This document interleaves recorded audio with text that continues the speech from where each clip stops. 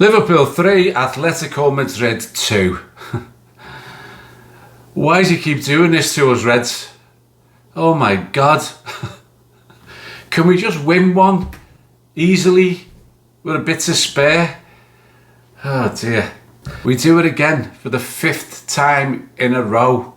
Scoring in the last few minutes, this time in the 92nd minute with a bullet Virgil van Dijk header. 5 out of 5 wins, with every single one of them being won after the 83rd minute. And it's a happy birthday to our manager, Arne Slot. Cue the taunts of lucky by the opposition fans and the media. Cue the talk of us not being able to continue to do it this way. But it's not luck, it's determination. It's a will to win. It's a continuation of Jurgen Klopp's mentality monster approach. It's never say die. It's not knowing when you're beaten or when you're going to drop points. Arne Slot made the point just after the game that there's another team on the pitch that have the exact same mentality, that never say die, never give up. And we saw that from Atletico. And I thought they were a credit today, and you don't normally say that about them. None of the dark arts, none of the shenanigans. They played football, and that's been a trademark of theirs over the last year or so, is that they've gone away from this horrible defensive style with every trick in the book, legal or illegal, and they're actually a possession-based team now, and they played some nice stuff. Got to give them credit for that. But just going back to Jurgen, remember it was him, right at the beginning of his reign, when he said to the fans, remember, a game lasts until the final minute. Do not leave the stadium. We need you till the last second of the game. And how many times has that paid off for us? In the Premier League, we're miles ahead of everybody else in terms of 90th minute goals and 90th minute winners. And we're doing it in Europe as well. And the reason we score and the opposition don't in those last few minutes is intent. We go for it. Atletico, the only mistake they made today, well, after their really slow start, but the big mistake they made is thinking they can hang on to a point against Liverpool at Anfield when we're attacking the Kop. It invariably doesn't work, and it never worked for them. And Simeone, who was the picture of calm at 2-2, lost it, didn't he? He looked like one of those drunks in the old Farmer's Arms in Eighton on a Friday night, having a go at anyone who is in their path. Throughout this game, Atletico played quite expansive football.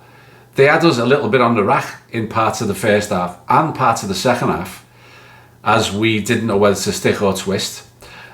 And the big mistake they made is that after they went 2-2, they put every one of their men in the box. Actually, there was always one who was sort of 30 yards from goal. They looked like Burnley did at the end of that game, where they just put everyone, flooded them into the box, and it didn't work. So, how the game panned out: first half, Isak made his debut, Frimpong came in at right back, Andy Robbo was put in at left back. I thought Isak and Frimpong excelled throughout the game, and I thought Robbo had a really solid game as well. And we started like house on fire, didn't we? I mean, we got that Mo Salah miss-it shot, I think, came off Robbo and went in, and we're 1-0 up after 2 minutes. And then a Gravenberch run, and he dances through a couple of players. I'm not sure if it was a pass to Mo or he lost control of it, but doesn't matter. He still gets the assist. Salah gets on the end of it. His strength takes him past players, and he buries it with his left foot. And after 5 minutes, 6 minutes, we're 2-0 up. Dream start. It was also Salah's 250th goal in English football, although he has scored 2 for Chelsea, so it's only his 248th, only his 248th for us. It's also the fastest that we have taken a 2-goal lead in a European game in our entire history. Then we took our foot off.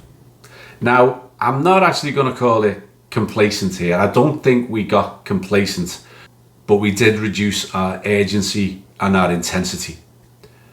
And that's dangerous against any top Spanish team, which is what they are. They finished joint third last season. And they showed it, as I said earlier, with some really impressive play. Arne Slot actually addressed this after the game. And he said, you must keep the urgency no matter what the score is. And that's exactly right. Now he needs to instill that in his team, because we do drop off when we get to 2-0 up.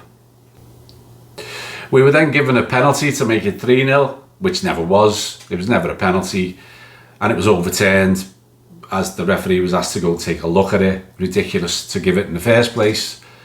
But it was only about as ridiculous as the one Real Madrid got yesterday to win their game, which was another horrendous decision, but that one wasn't overturned.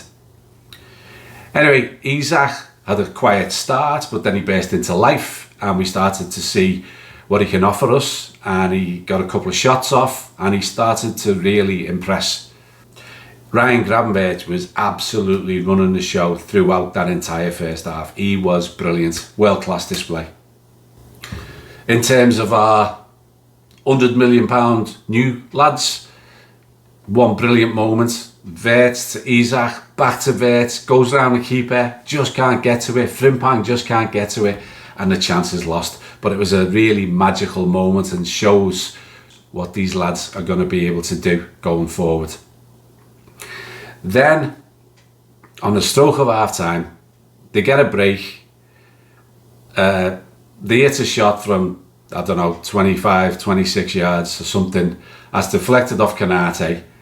Alisson is unsighted by Griezmann, who is miles offside, and that goal 100% should not have counted.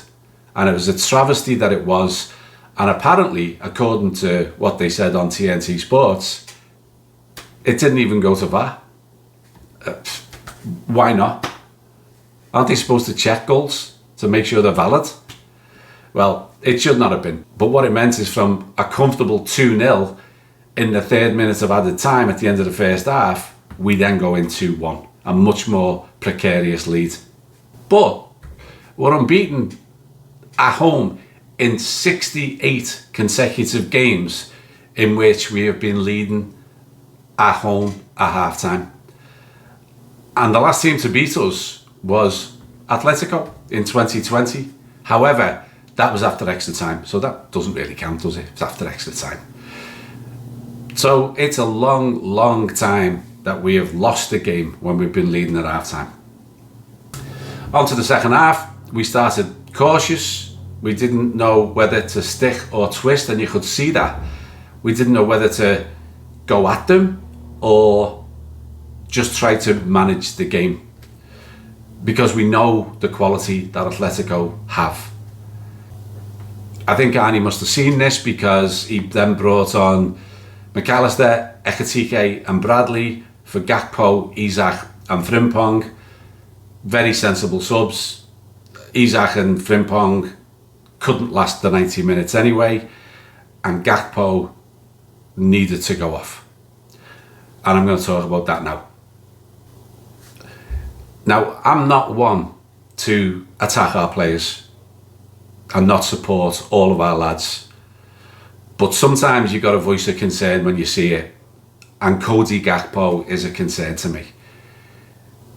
Once again, he was bullied throughout this game. He got shoved off the ball. I counted 4 times on first viewing, might have been more. Every time he went down, every time he appealed to the referee for a free kick, every time it wasn't a free kick. And this is a consistent problem with him. And I don't see it getting better. I don't see him rolling his sleeves up and getting stuck in. And to be honest, I think he's been a little bit comfortable out there since Lucho's gone. Thinking, oh, well, I'm the left-sided player now. But he's not, because he needs to be looking over his shoulder, because now we've got Wirtz who can play there, we've got Ekitike who can play there, and we've got YNWA coming on who can play there and is outperforming him in the small cameos that he's had so far this season. So Cody Gakpo, come on lad, roll your sleeves up. We know you've got the ability. We just need you to show heart and desire and commitment and get stuck in and win your duels every week. Anyway, back to the action. We then had 3 breaks in a row, and some of our breaks, they were fantastic. And 3 times we almost made it 3-1. Salah at the inside of the post, then both Ekitike was almost on the end of another one, and Wirtz was almost on the end of yet another one. But we couldn't get that breakthrough. We couldn't get that 3rd goal. Conor Bradley then got himself another unnecessary booking. He needs to learn the same as Kerkez, to not be doing these silly bookings. The fella was just outside his 18-yard box. There was no reason for him to take him down, and he did, and it was a clear yellow card. And then, of course, he can't make tackles, and that was key, because their 2nd goal came because Conor Bradley was not able to make a tackle. If he wasn't on a yellow, that ball never makes it to the goal scorer. But like Kerkez, he's young and he'll learn. And I think it's something that Slot drills into players, to not put yourself in position where you've got a yellow card. Conor played well. It's not a problem, but he just needs to learn that bit of the game. As for the goal, well, you know what? This wasn't even mentioned by the commentators or post-game or anybody. But once again, Alisson was unsighted by an offside player. In fact, this time, the player actually ducks out the way to make sure the ball doesn't hit him. And you look at it from behind, look at the angle that they show you from behind the player, and you'll see that he is clearly in Alisson's line of sight. So both goals were scored with one of their men 3, 4, 5 yards offside and in the line of Alisson. But that aside, for the 3rd time this season, we let a 2-goal lead slip.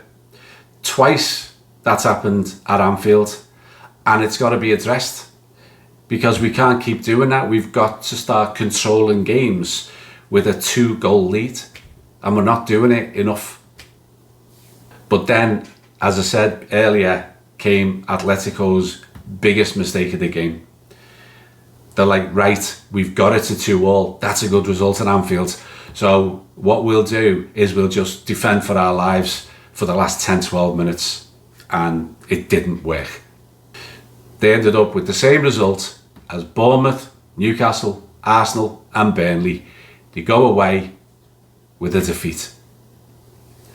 That last 12 minutes, it was corner after corner, chance after chance. We were camped in their box, and they didn't look like a particularly well-drilled, defensively organised unit that you would expect from Simeone. It was last gasp stuff, and in the end the pressure told. Conor Bradley, I'm going to give him huge kudos after just giving him a rap on the knuckles for his booking, but he wins a corner that shouldn't have been a corner, because Szoboszlai slightly overhit the ball and it was about to go out, but Conor got himself in a position where he forced the defender to put it out for the corner, worrying that Conor was going to beat him to it. And that was excellent, and it was from that corner that our captain, Virgil van Dijk, or if you're Laura Wood on TNT, Virgin van Dijk, I think she's a bit embarrassed about that one, but he bullets it home from 18 yards, and it was a classic Virgil header, and it's a classic captain's header, and that's what Liverpool captains do in European games. They just do. And it's becoming such a trademark this season, these late goals, that every team we face this season now is going to be scared to death as they approach the final part of this game as to what might happen to them. It plays on players' minds, it plays on teams' minds. And with this mentality that these lads have got, we'll never know when we're beaten. And it's brilliant. Then we could have scored a couple more. Ekitike almost got on the end of one. And then, the ball from Salah, perfection. He's 7 yards out and he puts it over the bar. All he has to do is put it on the frame of the goal and it was in.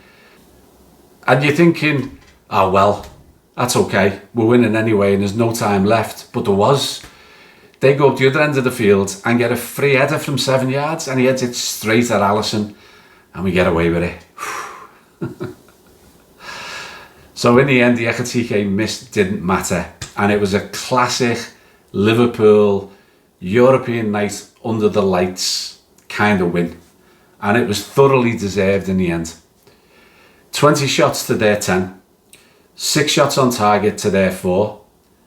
And we had 56% possession against a team that has averaged 61% possession all season. So I'll say it again. 5 wins out of 5. Let's go make it 6 wins out of 6 against those cuddly Blues in the Merseyside derby on Saturday. And please, lads, can you please put the game out of sight a little bit earlier in this one? See you soon. You'll never walk alone. Cheers. Ta-ra for now.